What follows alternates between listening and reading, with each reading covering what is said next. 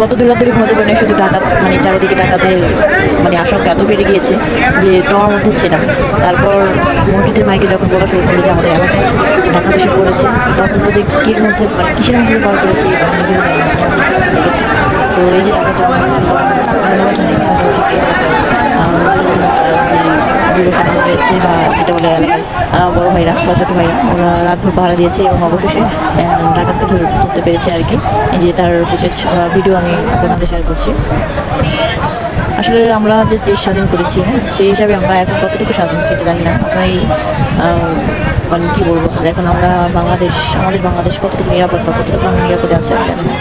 কারণ রাত ভরে জেগে আছি, এই জেগে থাকার যে এটা কতদিনে পার হবে জানি না। প্রায় 3 দিন ধরে রাত ভরে জেগে আছে, যে চারিদিকে বিশেষ করে মোহাম্মদপুর এলাকায় যে অ্যাটাক করছে ডাকাত, তো এই ভয়। তো সবাই সাবধান থাকবেন, রাত্রে করে বাসা থেকে বের হবেন না এবং আমাদের আর্মি ভাইদের যে নাম্বার দিয়েছি সেখানে যোগাযোগ করবেন। আল্লাহ হাফেজ।